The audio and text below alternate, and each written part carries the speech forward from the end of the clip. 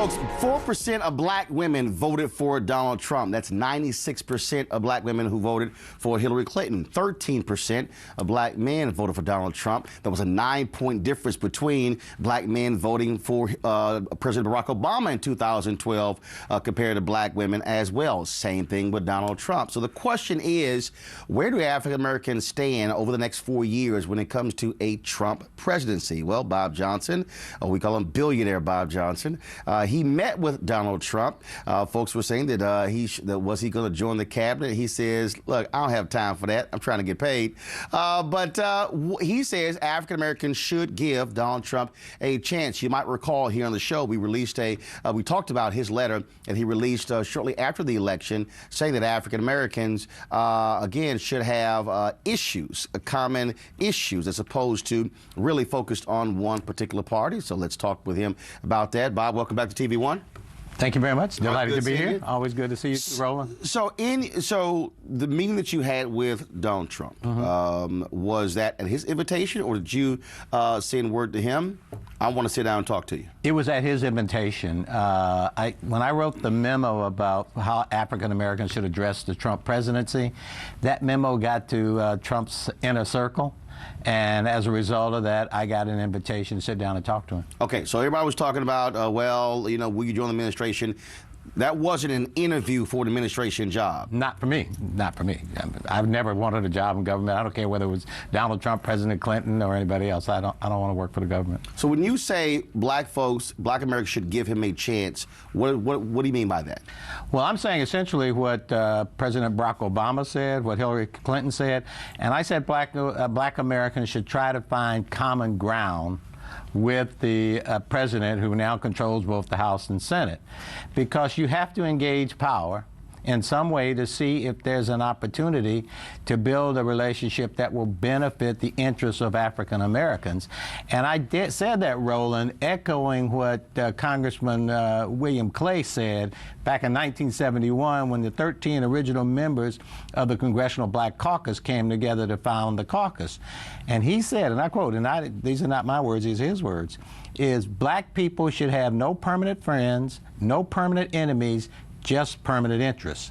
So looking at it through that prism, it is in the interest of African Americans to give Donald Trump and his administration a chance to show what they're going to do for African Americans. When I met with him, one of the things I said to him, I said, President-elect Trump, don't come to black America, what you did during the campaign, and say, what do you got to lose? Approach and engage black America by saying, this is what you have to gain if you involve yourself with the policies of the Trump administration. But also, I think it was important, and I have been saying this for years to Republicans, don't come to black people with that BS with the party of Lincoln and we freed the slaves. I said, first of all, that's not really a memory that we frankly, want to think about.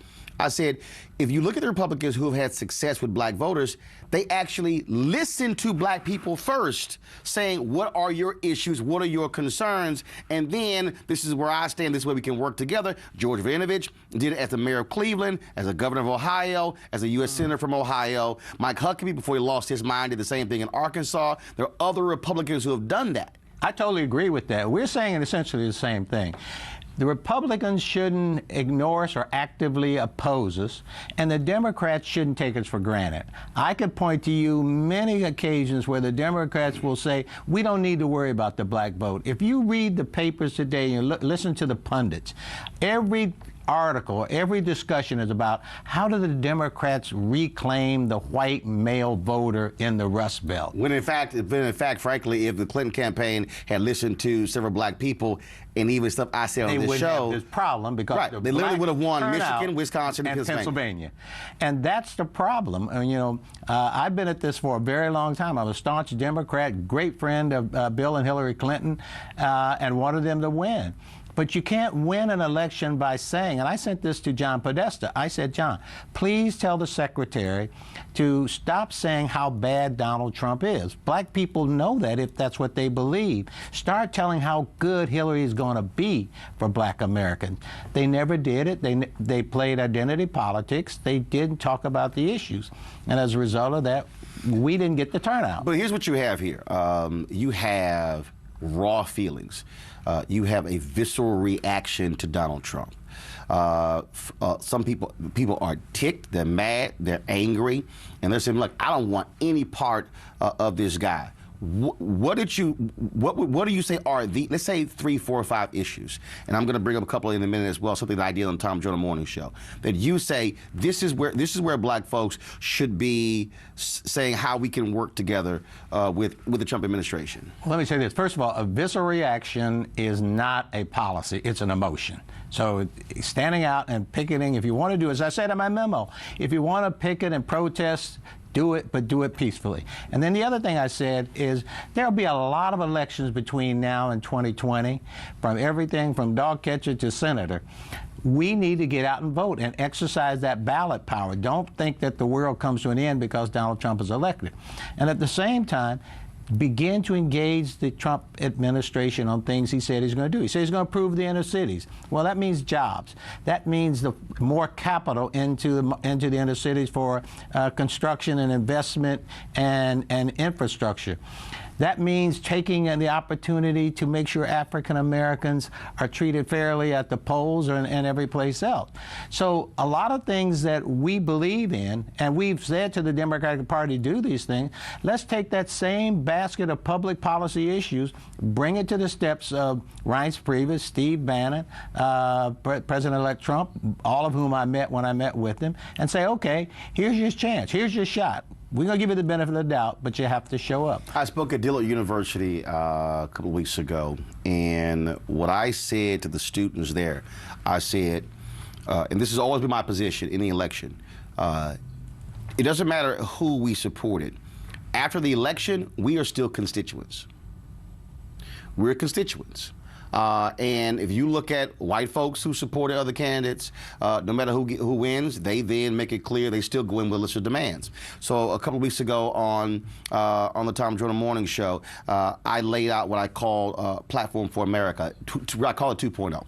Robert Abbott, when he founded the Chicago Defender, did this, where he laid out these were his concerns. He put them on the front page, first in 1922, then in 1928. Atlanta Mayor Maynard Jackson, when he met with Randall Robinson, had this idea of coming up with what he called the black card. Here are these 8 or 10 issues.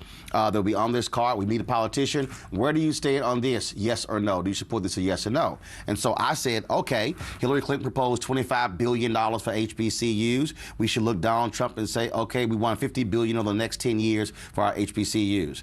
Black folks got only 1.7% or $385 million in small business loans in 2013 out of $23.09 billion.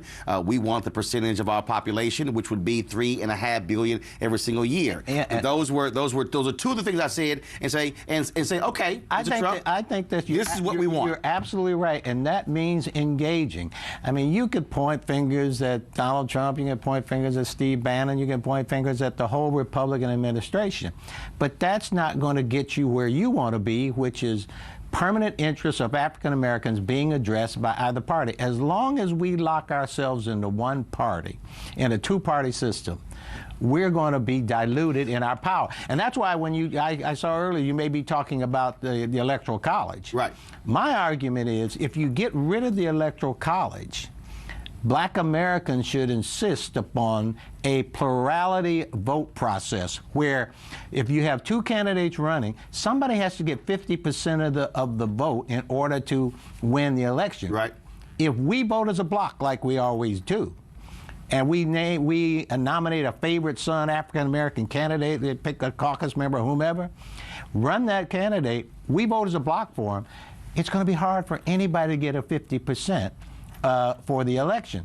Then when there's a runoff, we sit down with 10% of the vote or 8% of the vote, which can tilt the election. We're the balance of power. Then we go shopping. You know, you want to win on the Republican side? Here's what we want. You want to win on the Democratic side? Here's what we want. Because we're the only group in this country that vote as a bloc. 95+% of our votes have historically gone to the Democrats. White women don't vote like that. White men don't vote like that. Hispanics don't vote like that. We're the only people that's a permanent bloc. Well, actually, in the last 45 years, because there was a point before where we were that permanent bloc for the Republicans. And again, what happened was when Hoover comes in with his White Lily Party, all of a sudden that began to shift. Democrat Wilson comes in, racist, does Birth of a Nation. Then FDR comes in and changes it. But here's the thing. Well, that change, it really changed didn't take place until Kennedy Nixon. Right. No, what I'm saying is, but the bloc. I mean, it was. I mean, literally, they said that the black vote for the Republican Party was like a ship, and that's what they called it. But here's the thing, though. You said something about pointing fingers. Because I think somebody who's listening and watching, they're saying, okay, I hear you, Bob, but I'm still ticked. This is the thing I've said. We should still look Donald Trump in the eye, Steve Bannon in the eye, Reince Priebus in the eye, and say, let's be clear. Your voter suppression tactics, we will fight that tooth and nail. We will fight that every step of the way. But you're saying that's still separate from an agenda. No, absolutely. That's not in our permanent interest. Voter suppression, denial of any kind of rights that are inalienable to anybody who's an American citizen, that's absolutely not in our permanent interest. But at the same time, we should look the Democrats, we should look Tim Kaine in the eye, we should look Nancy Pelosi in the eye and say, look, we've been loyal to you for over 30-some years. Give us the right to say that we want for example, something simple as a retirement bill that would allow people who are losing their 401ks by cashing out, have the Labor Department sign a document saying you can track your 401k, maintain that account, and have it grow economically. That's a simple piece of paper. Pass my version of the Rooney Rule, the RLJ rule, which would ask companies before you make a hire or hire a minority or hire a contractor, you must, under enhanced best practices, interview a minority candidate for that job. You must interview a minority contractor for that contract. Now, question. Those things can be done and put on the table by any party. In your meeting with Donald Trump, did you bring up the RLJ rule, and was his response? Absolutely. Brought up the RLJ rule, brought up the need for more retirement income, brought up the need for more capital flowing into minority banks, brought up the need to appoint a minority and urban affairs staff person in Donald Trump's White House reporting to the chief of staff. I brought up all of these things, and I said, Mr. Trump, these are issues that will get you engaged with African Americans. If you don't engage them, you're going to continue to get, 3-4% of black vote. I'll ask you this here. So we saw this during the campaign, and that is, and I know for a fact, Clinton campaign was sitting on $65 million. They were being pressed to spend resources with black firms to get the vote out. Also, they were not truly advertising with black media. Then all of a sudden, the last week of the campaign, they were in trouble, and they just started throwing cash. It was kind of like you're too late. What I've heard from other people, I've heard this from prominent Democrats, but also heard it from African Americans outside, that black folks, and that is African Americans of means, folks like you and others, black folks have to create our own apparatus where we drive our own grassroots and not depend on a campaign to put those resources together. So the question for you, a bunch of rich Democrats, donors will be getting together with David Brock in January, sort of plotting the future. Is it time for a group of well-to-do African Americans to come together and say we have to put together an apparatus where we are funding our own grassroots efforts for 2018 and 2020? I would do that. I would be the biggest supporter of that, Roland, if it's on this condition. If we came together with the idea that we're going back to what Bill Clay said, no permanent friends. This is not money for the Democrat. This is not money against the Republican. This is for black interests. Right. So what I'm saying is, if black folks wanted if it's not a campaign deal, but if it is a very specific get out the vote apparatus, because in the New York Times piece, probably about 3 weeks before the election, Congressman Butterfield and Congressman Clyburn were both quoted as saying to the Clinton campaign. You got to release those funds in order to hire those black firms who know how to reach black people. Because the Clinton campaign, frankly, they sent white staffers to HBCU campuses trying to sign up black kids. When I was running BET, and you know this as well, and Alfred will know this from TV1, whenever we would go to the Democrats during the election and say, we need money to advertise on BET or TV1, you know what they would tell us? They'd say, look, Bob, there's a district in Michigan and Ohio and Pennsylvania where we really got to win that district because that's where the white voters are who we need to pull over. Basically, we got y'all. So we're not going to give you any money. No, in fact, they said this year. They literally, I know for a fact. That's what they used to tell us. They literally said this year, I know this for a fact, to reach black women, we can advertise on Ellen. Yeah. It was like, whoa. You do know black women are watching TV1, BET, Bounce, OWN. What are you talking about? Literally, a white male with a campaign said, no, we keep advertising on Ellen to get the black woman. Yeah, well, they told us, we can't afford to spend money with you. We got to go into these divided kind of districts and win those congressional districts where we may lose. That's what they would do. And they'd say, Bob, we got your voters. 90% of your voters are going to vote for us anyway, so we don't need to advertise. That's taking us for granted. That's being paternalistic towards black America. So my idea is this. Any group of black folks that come together should fly under the banner of no permanent friends, no permanent enemies, just permanent interests. And that means we don't raise money for the Democrat or with the Democrat. We aren't called together by a Democrat operative saying, let's do this.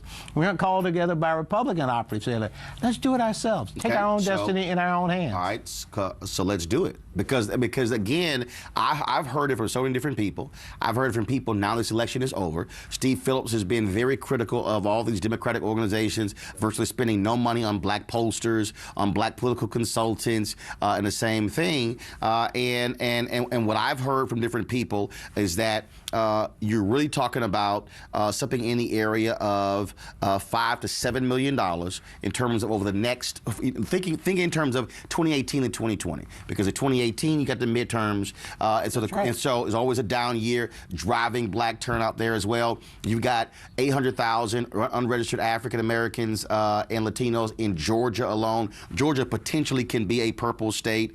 You also looking at some of the other states as well.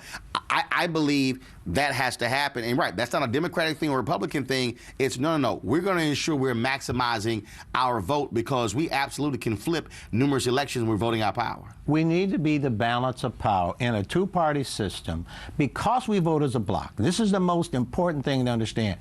No other ethnic group in America votes as a bloc other than black Americans.